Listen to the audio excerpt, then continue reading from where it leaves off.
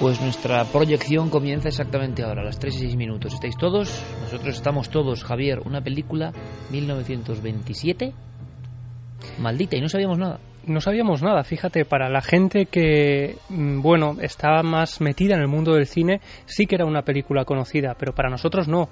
Lo que hemos escuchado ahora es un corte de La marca del vampiro, una película de 1935 de Todd Browning, que en realidad era un remake de una película que él mismo había hecho en 1927, que de alguna forma fue un poco eclipsada por Nosferatu. Esta en concreto, de hecho, fue la segunda película de vampiros en la historia del cine. Se llamó Londres después de medianoche, aunque en España se tradujo como La casa del horror. Y para que te hagas una idea, toda su historia, la historia de esta película, está llena de desapariciones, de muertes misteriosas y de supuestos personajes que estaban aparentemente relacionados con los vampiros de verdad.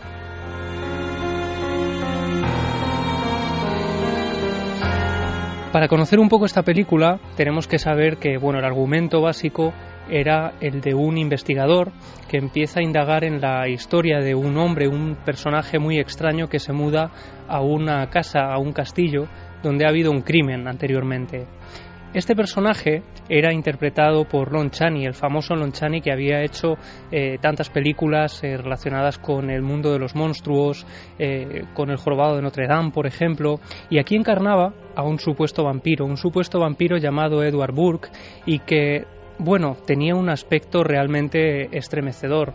Tenía unos dientes afilados, vestía con un sombrero de copa, los ojos parecía que en cualquier momento iban a salírsele de las cuencas. Era una imagen de verdad que ponía la piel de gallina a todos los que la vieron en el cine. No fueron muchos, porque esta película, ya desde su estreno, arrastró una misteriosa maldición. A España nos llegó en 1929, hemos observado en el periódico La Vanguardia, en la sección de cartelera, que efectivamente se anunció como La casa del horror. Pero ya desde su estreno, muchos cines, según contaba la leyenda, empezaron a sufrir misteriosos incendios que ahora hemos descubierto que podría tener una base real. Vamos a escuchar, si quieres, a Ángel Sala, hablándonos de unos trucos de artificio que se utilizaban en el estreno de esta película. Ángel Sala, el director del Festival Internacional de Terror de Sitges. La productora lo que hizo es unos gimmicks, que quería decir unas actuaciones en directo ocultas para asustar a los espectadores antes de la proyección. Es decir, que por ejemplo había apariciones a través de efectos especiales rudimentarios, pero que en aquella época daban miedo. Se hicieron pequeños incendios que alguna vez causaron algún desastre en alguna de las salas de proyección porque se desmadraron. Esto eran lo que llamaban gimmicks para asustar, para incrementar el nivel de miedo en los espectadores. Y no solo eso, sino que pronto empezó a extenderse el rumor de que las películas iban desapareciendo de los cines donde se proyectaba precisamente por culpa de estos incendios.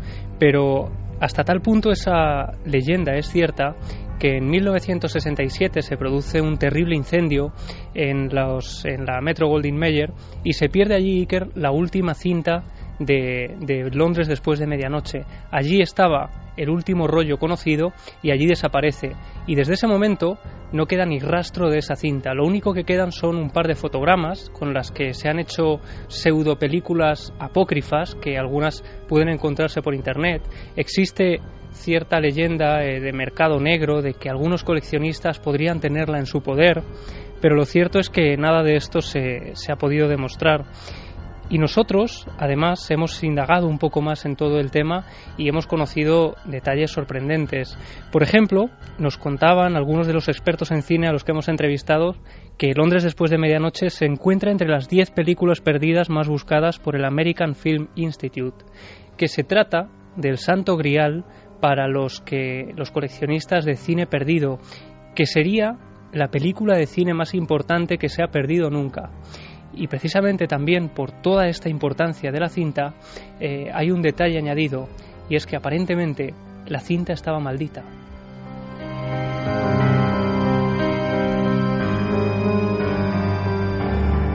Con esta música que ponen en el calero, parece que estamos en una proyección de esas donde el músico tocaba, donde era posible la fantasmagoría real y donde las mentes de las personas estaban menos endurecidas que las de hoy. Estamos hace casi 90 años. y entonces un efecto en cierto momento de la proyección podía provocar un pánico que hoy sería incomprensible. Estamos, ¿verdad?, en ese ambiente.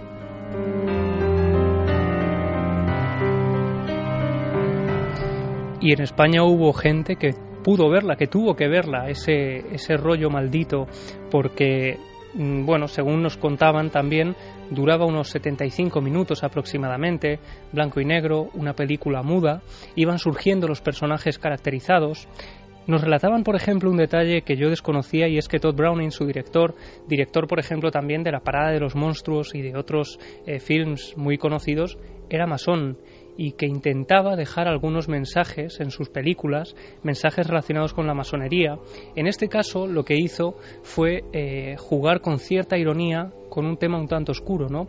Jugar con el tema del vampiro, como si se tratara de un mito en el que solo creían las personas más incultas. Intentaba de alguna forma hacer una crítica y hacer una película antiocultista, como él la describía. Quizá por eso, apuntaban algunos expertos con los que hemos hablado, les salió tan caro el juego.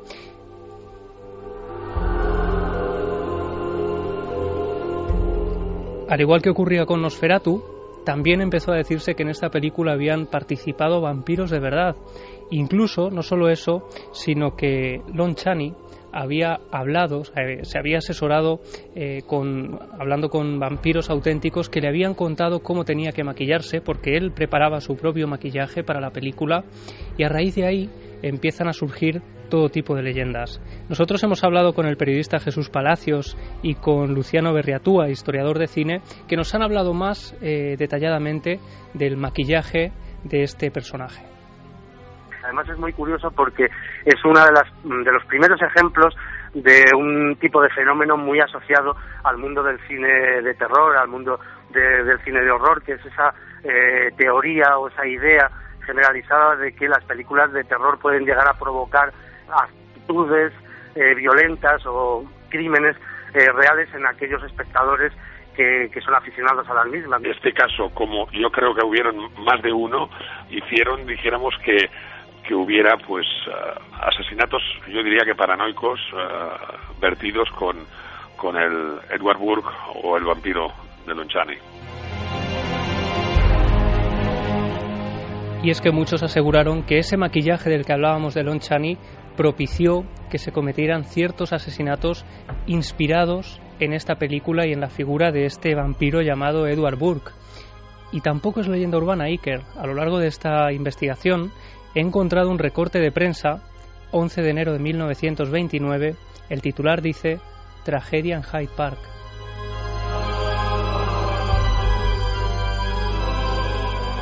Y es una noticia breve, cuenta la historia de un joven llamado Robert Williams. Él tiene 28 años, hace unos días ha ido a ver la película Londres después de medianoche, y cuenta que unos días después, estando en el salón de su casa junto a su novia, sentados en el sofá, al mirar a un rincón del salón, observa una figura que no debía estar allí. Es una figura enjuta, oscura, que está observándolo detalladamente.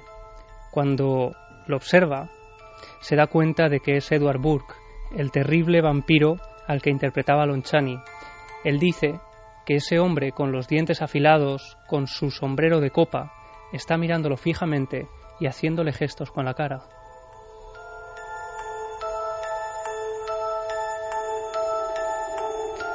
Solo unas horas después, este joven Robert Williams sale a pasear con su novia por Hyde Park y termina de forma dramática, porque ante la mirada de todas las personas que estaban paseando esa mañana de viernes en ese parque de Londres, él saca un cuchillo y le rebana el cuello.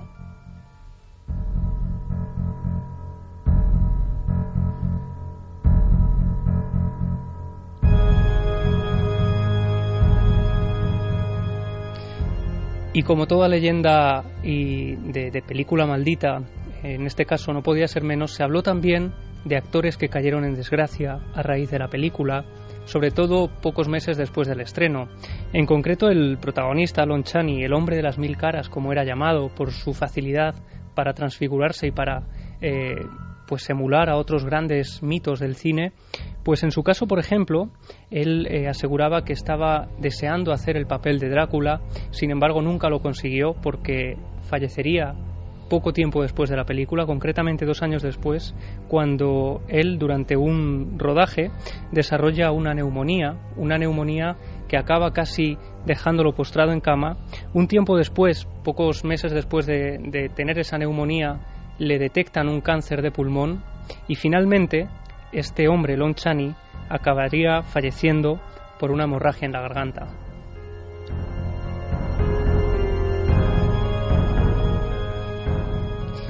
Y Edna Tichenor, otra de los personajes que aparecen en la película, otro de esos protagonistas de Londres después de medianoche, también desaparece al poco de hacer la película. Haría un film unos meses después, pero sería su último rodaje porque de ella no hay ni rastro. Hay incluso sitios en Internet donde los usuarios de los foros intercambian ciertos datos, determinados datos, incluso de listados telefónicos intentando localizar a esta mujer.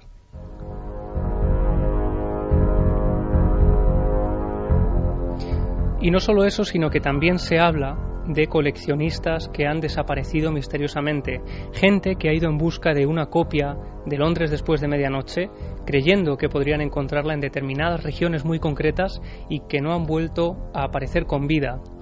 Pero para ello vamos a conocer a un personaje también fascinante, es Forrest Ackerman, un famoso coleccionista del mundo del cine. Para contextualizar un poco, él en 1927, precisamente el año en que se estrena esta película, empieza a sentir una gran fascinación por el cine, por el artificio, por todo lo que se utiliza, llegando incluso a rebuscar, por ejemplo, en cubos de basura de grandes productoras para sacar, por ejemplo, ropas que se han utilizado en los rodajes, busca a gente que ha trabajado en los efectos especiales. Y nosotros hemos hablado con Augusto Cruz, un famoso guionista mexicano que durante 5 años ha investigado esta historia y acaba de publicar un libro con el mismo título, Londres después de medianoche. A la par de esto descubrí a un personaje maravilloso, Forrest Ackerman, un coleccionista de objetos de cine muy famoso, que él recolectó a lo largo de 70 años desde la capa de Bela Lugosi, el anillo de Boris Karloff de La momia, las escenografías de películas de ciencia ficción, los muñecos originales de la versión de King Kong. Entonces tuve oportunidad de conocerlo en Los Ángeles, él ya era muy grande, de 90 años, y de ahí me nació la historia de contar la búsqueda de esta película. ¿Por qué? Porque Forrest Ackerman la vio cuando era niño a los 11 años. Esto lo convertía en la única persona con vida en haber visto una película de la cual no tenemos ninguna copia. Consiguieron los dientes de Lon Chaney y el sombrero de copa. Lo que sí se sabe es que Forrest Ackerman en los años 70 aproximadamente, en una reunión de la Sociedad del Conde Drácula, parece literario, pero así ocurrió, estando él, Robert Bloch y algunos autores de ciencia ficción, un joven llegó y dijo que había visto la película y que la había visto recientemente. Después ya no supo nada más del joven.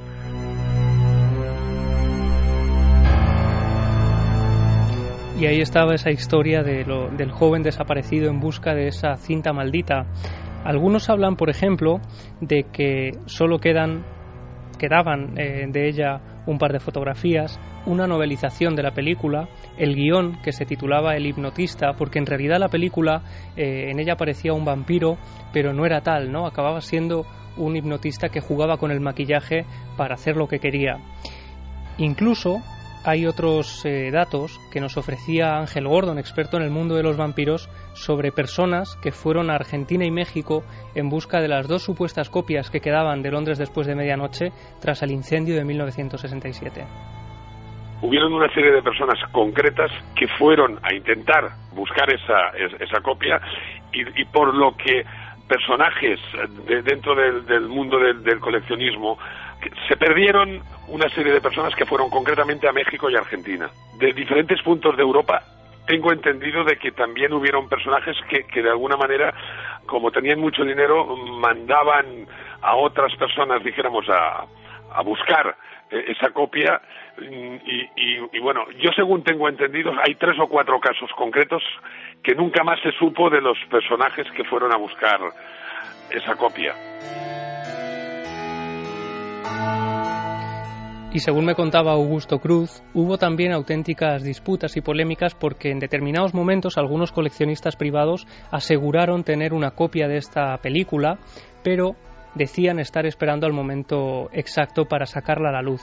El momento exacto, Iker, sería aproximadamente el año 2022-2024, cuando la Metro-Goldwyn-Mayer deje de tener los derechos de esa película. Es entonces cuando estas personas que tendrían en su poder el rollo podrían sacarlo a la luz sin tener que enfrentarse a esta gran empresa del cine, ¿no?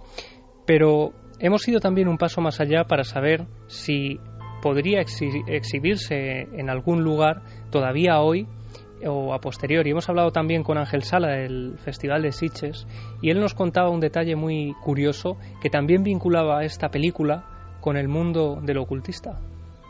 En un catálogo de 1973 de Black Hawk Films sale que esa distribuidora la tiene en su poder en 16 milímetros. Esa distribuidora luego desaparece en bancarrota prácticamente al poco tiempo de anunciar esa existencia de esa copia. En los años 70 también hay unas proyecciones de sociedades secretas de tipo mesmérico, de tipo ocultista, que dicen proyectar la película. Por ejemplo, hay una muy famosa en Wichita y anunciada, y además se conservan los anuncios en prensa de sociedades ocultas que proyectan la película y existen la publicidad de esas sesiones. Hay uno de los típicos clubs vampíricos por excelencia que hay en Estados Unidos. Cuando digo por excelencia hablo de los que actualmente se suministran en vez de Cuba Libres o RAFs, etcétera, se suministra sangre sintética hecha expresamente para estos pseudo vampiros, o como se les quiera llamar a esos personajes que están convencidos de que lo son. Y en uno de esos clubs precisamente se pasa de una manera normal una copia evidentemente que no tiene nada que ver con la primera, precisamente de Londres después de la medianoche.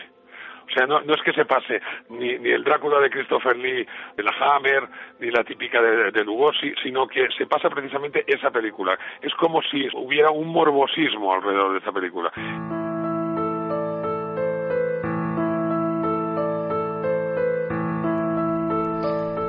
Así que estos son los sorprendentes datos de una película maldita que desconocíamos a día de hoy y que gracias a esa novela, que es una novela pero basada en hechos reales, y desde luego esta historia, si Augusto Cruz no hubiera hecho esa novela, pues cualquiera otro la habría hecho seguramente, ¿no? Porque es una historia tremenda, una historia que quizá vivió a la sombra del eterno vampiro Nosferatu.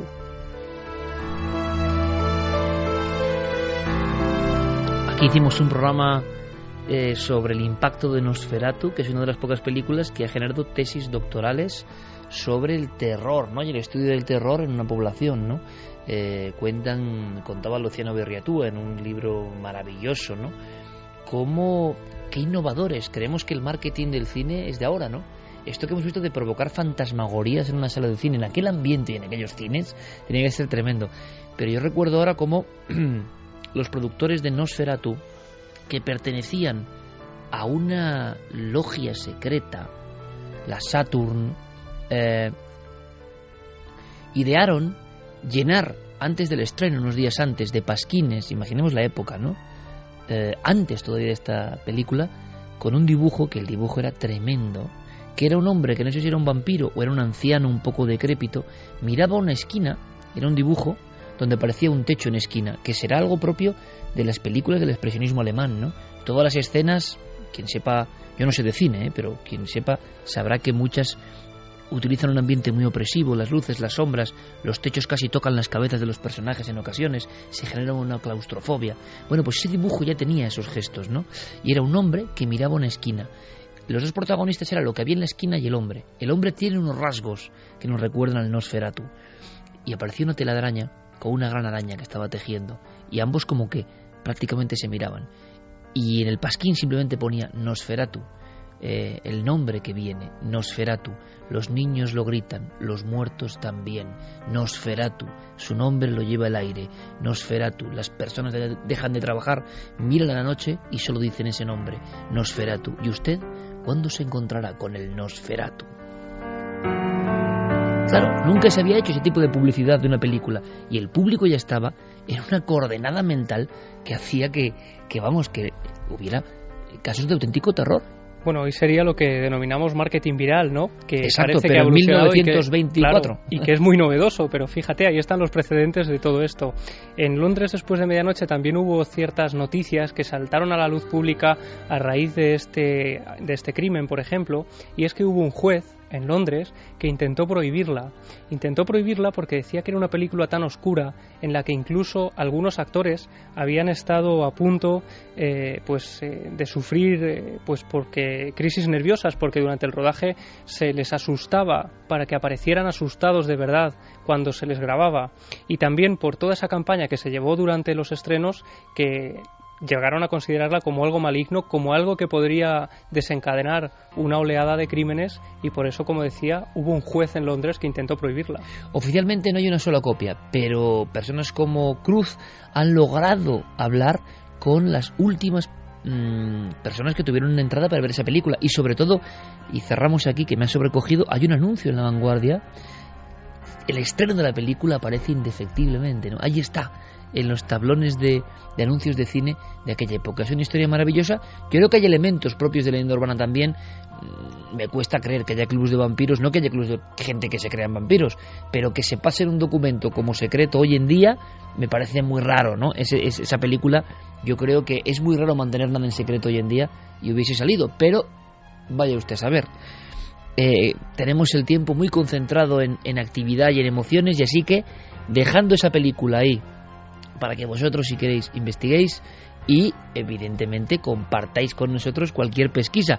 Si os enteráis de algo, nuestro compañero Javier Pérez Campos nos ha permitido, pues una proyección muy especial. Yo creo que ha merecido la pena el pago de la entrada. Ha sido una historia muy de crónica antigua, muy de la época de Lerdo Prats.